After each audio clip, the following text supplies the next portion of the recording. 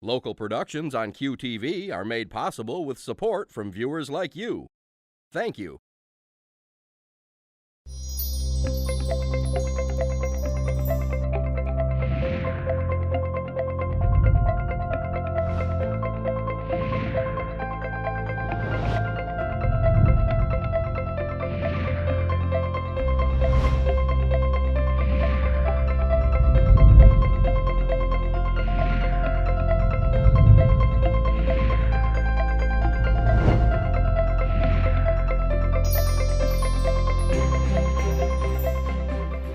Hello everyone, welcome to June Udone's The Spark. I'm June Udone and thank you for joining us. Today I'll be talking with Jodie Garner, Foster Care Coordinator for the Midland County Probate and Juvenile Court, right here in Midland, Michigan. Welcome, Jodie. You sound like you have a lot of responsibilities. What does your job encompass? My position is called the Court Services Coordinator. I work at the 42nd Circuit Court, Family Division for Judge Allen, and my primary is licensing foster homes for the court, but I also have other duties. I do adoption, home studies for adults or minors, a lot of step-parent stuff, grandparent adoptions. I do guardianship investigations when assigned, and I do the truancy and corrigibility program. What is that? Where we work with the truancy officers in the school, and I'm the court representative, and I'm the one that is part of the process, and I'm the one that speaks to the kids in a conference with the school, with our youth intervention specialist from CMH, and we coordinate this together to give a last opportunity to prevent them coming into the court system. So it's a whole process to it. So my part is coordinating the meetings, running the meetings, and explaining what could happen, in really just empowering the child and the parents with information in the hopes that they will not come into the court system. And I do about 105 a year, and most of them don't come into the court system. Congratulations. Right. So that's the nice thing about it. That's a It big works. success. Yes. What do you find that persuades the family or the child and the parent to make different decisions? What really works, have you discovered? In my experience, it's more that to treat them and meet them where they're at, Yes. in whether it's their development or their education, but meet them where they're at, and not to talk down to them, let them have a voice. And because I can lecture like any parent can lecture, but I want them to know that we're giving them the information, because sometimes I know the parents even want us to get on the kid, but I want the kid to hear what I'm saying. I want them to take something from that meeting and make a good decision, and know that life is about making choices, good and bad. And if they continue to make the same choices they're making and not get the help they need to make different choices, then they're going to end up in the court system. And I'm not want to threaten them, because it is their warning, but I do want them to be equipped to make better choices for themselves. And so my approach might be different, or probably is different than when I was in my 20s when I started in this field to my 40s, but I have kids of my own, and I know that they can shut you right off. But if you give them good information and important information that'll help them with their future and their decision making, then I think the approach is respecting the kids too, and not talking down to them. How have you gotten kids to actually hear you, as opposed to just be in the room? I mean, take in what you're saying and comprehend it. In my experience, especially as a juvenile probation officer, I end up being really what a lot of the kids that come into the juvenile justice system missed out on their childhood, is having boundaries in a parent or somebody, an adult that they admire, that says, if you do this, I'm going to do this, and following through. It really is the basics. They want to be parented. They act like they don't, but the one thing that I noticed throughout the years that I hear is that my parents didn't care about me. They didn't give me a curfew. They didn't know where I was at, when at the time they were kind of enjoying it and living it up, but they didn't feel loved, and they didn't feel valued. And so when I tell them, this is what the rules, and this is what I have to make sure you're doing, that the court expects of you, I'm going to follow them, and I'm expected to make sure you follow them. So I'm going to, you know, I can be reasonable and workable, but I'm going to follow through and not let them get away with it, because I'm not doing them any service. I'm not doing them, Yes. helping them out. And I've gotten, you know, very hardcore kids, especially when I did Saginaw County. They had some kids that were through a lot of trauma on the streets, and they turned into little kids when they turned back into them what they should have been, and you know, enjoying their childhood. And so that's the reward. They're small rewards. That's a big reward. But it is a huge reward, and so that's what gives me my passion to want to, if I can just make a little difference in the people's life, you know, that I touch, whether it's the child or working with the foster parents, then I want to make their life easier by helping them and doing my part. Not only easier, you've given them a life. It's A different kind of life. Yeah, that's the hardest thing, though, is when I've moved on to another job, is when you have to walk away. So it's also a balancing act, because you got to put up good boundaries, but you let them know that you care about them and want them to be successful, and that you believe in them. And I think Do you meet over a series of times? Is it a one or two exposure? How do you work with people in that program? Children and well, parents in that program. As a probation officer, I did, you know, they're in the system anywhere from 6 months to 18 months usually on average. And so and a lot of the kids I would meet with, I did intensive probation, I would meet with them weekly. Like right now in my current position, it's not uncommon. Like today, I've talked to at least 5 of my 17 foster parents. Well, I got 17 homes right now licensed, and I've talked to at least 5 of my parents just today.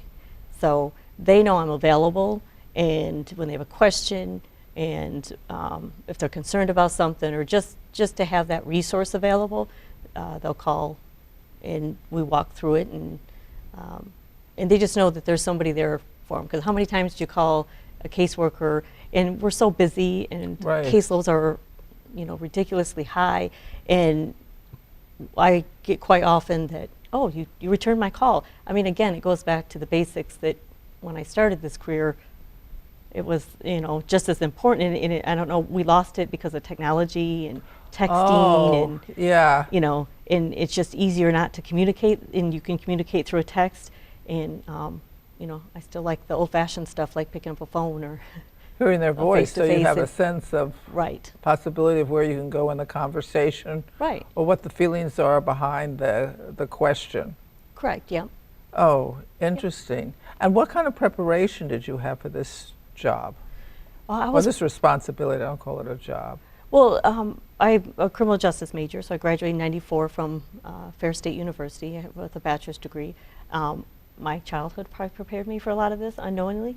Yeah. And how so? Just, you know, coming from a divorced home, and you know, in the '80s, where a lot of my friends' parents weren't divorced, and I was around the very few, and it wasn't talked about and wasn't addressed, to then going into a field that I learned about trauma and why things happen, and it helped not only educate me, but helped me grow as and become a better parent. Yes. For my own children, see that, yeah, I had things in my childhood that probably weren't the best, and that was healthy, but there's a lot of kids that go through a lot more, and things can get worse, and then I just have to be grateful for the day-to-day blessings, and in that I can just make a difference in a child's life by just following through, you know, meaning what I say, the things that I know as a kid that I got disappointed, because I kind of had some selfish parents that didn't always think of the kids, but that was the time back then. They kind of,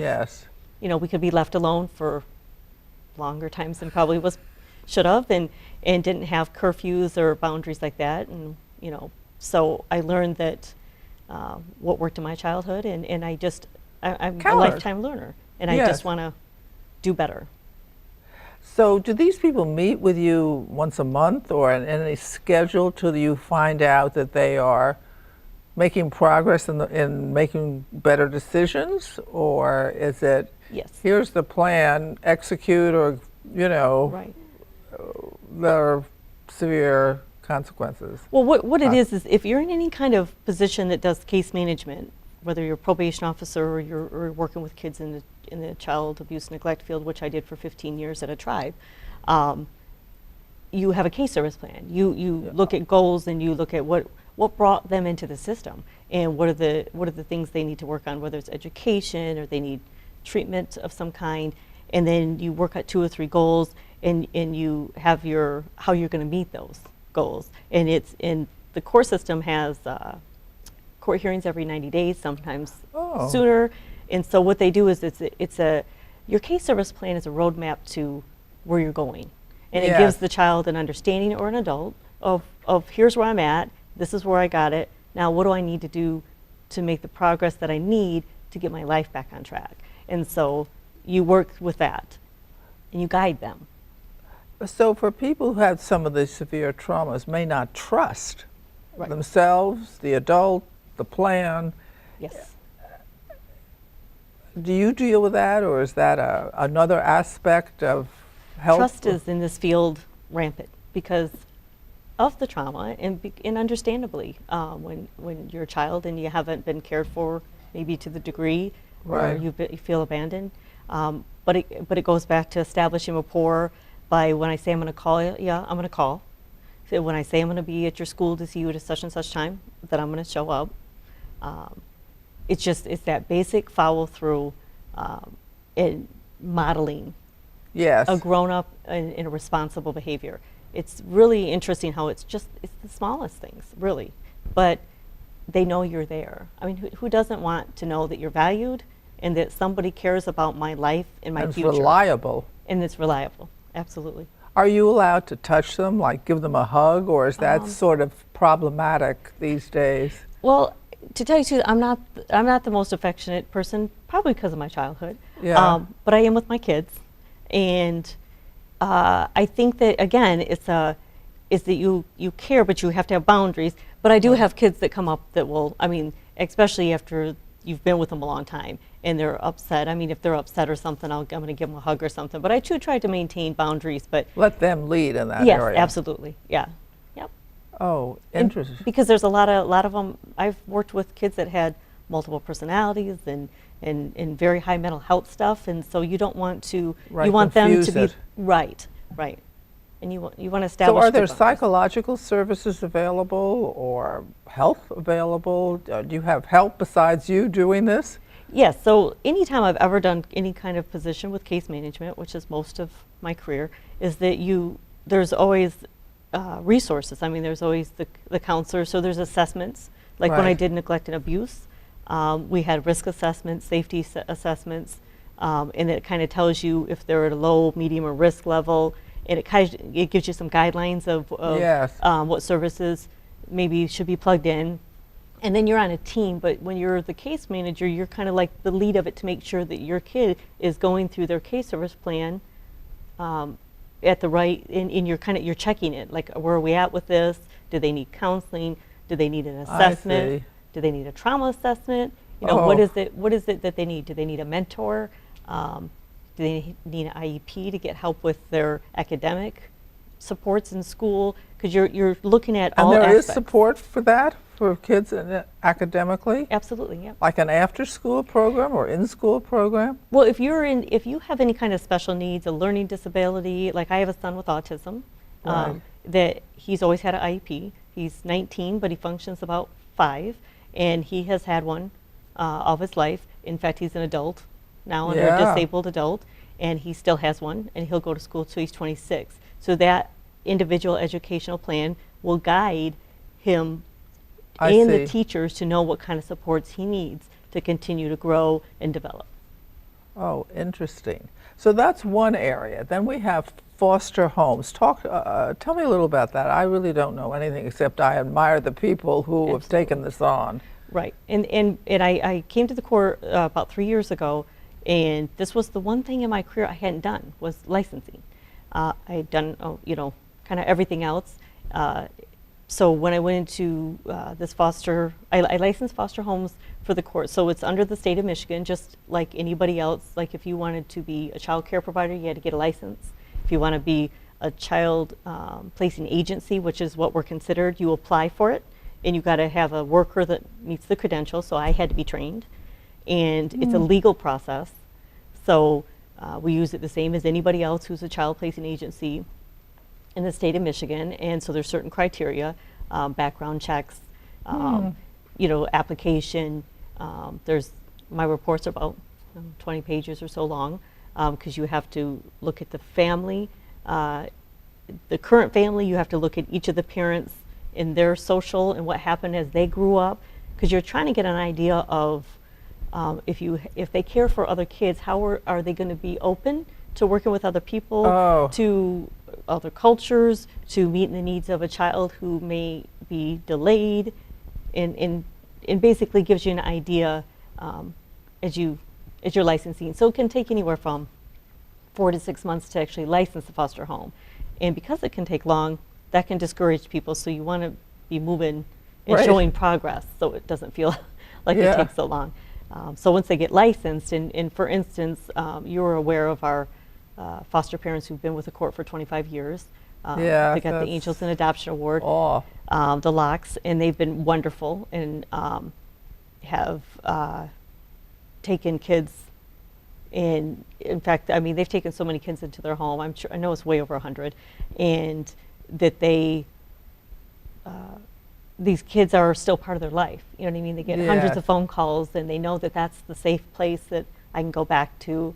And they just made a huge difference. And in some kids, even they weren't even there that long, but because they were there at such a crucial time in that child's life, they remember them, and they're just so kind-hearted and for a first step towards normalcy. Absolutely, yeah. So, but I've found from reading the materials, foster home care is really for a very short period of time. What are the parameters around that? Well, and that's for our court program. So our foster home, when you're a child placement agency, you kind of have to look at it like, what is it for the population you're serving?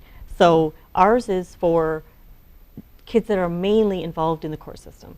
So the kids that, a lot of them have truancy attendance problems, status offense stuff, or minor things, and they're not going to school for whatever reason, and the parents maybe are not cooperating with the court, or they don't have the capabilities, or they need intensive care. So what we do is sometimes they may go into our foster home for like a school year. So that long? Okay. Yeah, so like a school year, sometimes 6 months. We have a day treatment program that they may be a part of. So we use our homes for short term to help the parent, or maybe they need to be put there for a while for behavioral stuff and the parent can't control them. And so it's still working with the parents and getting the child back to them. And the nice thing about our court is that it works with the whole family. So it's not just with the child, because you don't want to help a child and then put them back in the same situation. Doesn't make sense. So the family we have a lot of evidence-based programs that the parents go through to help them. And so our foster homes are specifically for more short-term care. And then we also have another for our court kids, but we borrow beds. So people from other agencies can borrow our beds. We call it a borrow bed agreement. And that means they would have to, pay our rate, and there's an agreement that if this happens, then these are the parameters of our program, so to speak. But again, it's more short term. I mean, on occasion, kids have been there 2 or 3 years when, because of their situation, maybe parents aren't available in prison or passed away or something happened. And then we have our community mental health program portion of it, where we're contracted out by a 6-county area. And our foster homes are in the 6 county areas. I have most of them in Midland, but we have one in Saginaw County, Gladwin, Farwell, Clare, Mecosta. And so what we do, nice. Yeah, we kind of spread them out. Yeah. And because we can license anywhere. We try to keep them as close as we can, but the CMH then in those counties then will call me either on an emergency. So like if a child is presenting at an ER where they're really struggling with their mental health, but they don't meet the criteria for hospitalization, and really they just need a break from the parents because everybody's really just struggling, then they might go to one of our foster homes for the night. So it's a reward, and that's the nice thing, because historically foster homes were not. No. And there is a history of not so good things. So being not wanted. Right. And so they love our foster homes. Most kids enjoy it there, especially the CMH kids. So the community mental health kids are like kids that may be struggling with behavior issues or mental health. They don't necessarily are involved in the court or anything, but they just need that extra support, and the parent needs the support. Is that, you know, if I have a very high needs kid, that I might need a weekend off a month. And so we're able to provide that. We provide the home, and then CMH provides the payment and the support. And so it's a volunteer thing, but paperwork for obviously for legal reasons is, you know, like medical forms and stuff like that are authorized. So we have that portion of the program. So I'm available 24/7 in case that happens, in case we need to place a kid. Or a lot of times it's scheduled respite, just that's part of their case service plan or their treatment plan, that mom needs a break, you know, and so once a month the child goes for a weekend for a few days to For someone coming through the hospital or coming even on a regular basis, such as you just said, are there, I don't know exactly, rules or expectations explained to the child? This is how we do it in our house, and you know, this is what we're hopeful you're going to do or not do, or what kind of direction do you educate the foster parents or the children, so that really works as a plus for all concerned? Well, all of our foster homes have a lot of things in place, and one of them is house rules. So when a child comes into care, whether it's through the court or a CMH, they are welcome into the home, and they will go over the rules, and they're standard rules, but they give them a guideline, and they also know to give them a few days to adjust, because it's different, especially if they're a longer term or there for a little bit. They're going to have to adjust and have some, but you know, they're safety things. They're mostly for safety, and they have those rules. But they also, you know, there's allotments for allowance, so they can earn some money. Maybe some kids don't come from much, so they can earn some money. They're provided for as far as some clothing. There's a little bit of allotment for that to make sure that they have what they need, because some kids come with very little, or and then again, it's not that they've done something wrong, especially CMH respite. They haven't done something wrong as much as that they just need a break, and a lot of kids want to earn the right to go to visit, you know, one of our foster homes. So it doesn't have to be negative. Is overcoats or gloves or shoes or T-shirts or anything useful for this subset of the population?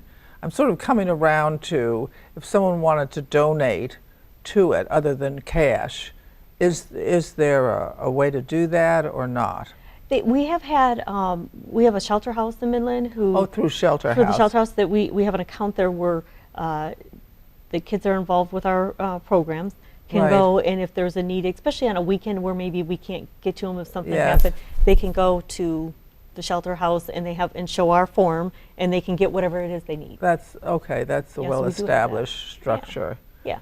That's. I'm just so impressed with the program and the satisfactions the parents must feel, and I'm just, as I say, in awe that these people would. How many homes do you have in the general area at the moment? Right now, I've licensed 17 homes. So when I got in this position 3 years ago, we had technically 7 homes licensed, but one had done foster care for 10 years, and they were retiring, so they didn't take any kids. So only technically I had 6 homes that were running, and in the meantime, I licensed more, and then I would have 18, but one after 10 years or so had some other health things going on and decided not to be licensed anymore. But I think we have been very successful with this program. It's been in existence at the court, and I live in Midland and didn't even know it existed until I got the position. They've had licensed homes there since 1998. If you could wave a wand, is 17 the right number, or? Well, with most counties, every worker can have up to 30 homes to monitor. So that's only half of my position. So right now I'm a little over. If we can go as many as needed, to tell you the truth. I think there's always a need, because 2 of our foster homes only do respite, for instance, so they don't take any long term. So a lot of times we try to make sure that to keep our foster parents, not only do we give them a lot of supports, but we also want them to know that if this is the kids that you can handle, and we're going to train you and we're going to help you do as much as you can to be as successful and helpful to that child. But they might not be comfortable with the real high risk kids. And so we don't want to set them up to fail. You match them well. Right. You don't want to set the kids up to fail. Right. Because some of these parents, they'll say yes to every kid because they just want to help everybody. Big heart. Yes. Thank you very much. Yep. So we've learned a lot here. Firstly, we're all thirsty for being cared for, Yep. Being heard and listened to. And secondly, when you help someone else out, it makes you better, and you can draw from some of the bad things that happen to your life and redo them for the better. We're very lucky to have this program here. So there were a couple of programs to keep kids on making better choices, be reliable. Parents here, tell the truth, be reliable, follow up, and point out the consequences, be heard. And in the foster care and homes things, you can participate in this if you wish. Jodie was glad to hear from you, I'm sure. And there's a lot of way of helping people, and there's a lot of way of having meaning in your life. And this is one of them. It's a great satisfaction, she said, to see a child make better decisions or learn trust or be kind. And as you know, at the close of every program, I say the same thing. Go out and do something kind for someone you know and someone you don't know, and do it again every day, because you will be better, the society will be better, and the person will appreciate it. Have a wonderful week. See you next time. To contact Junia, send her an email at juniadonsthespark@gmail.com. For more information, program schedules, and news about future guests, go to www.juniadonthespark.com. Thank you for joining us. See you next time on Junia Doan's The Spark.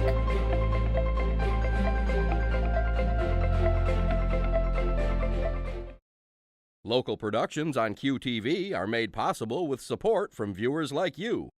Thank you.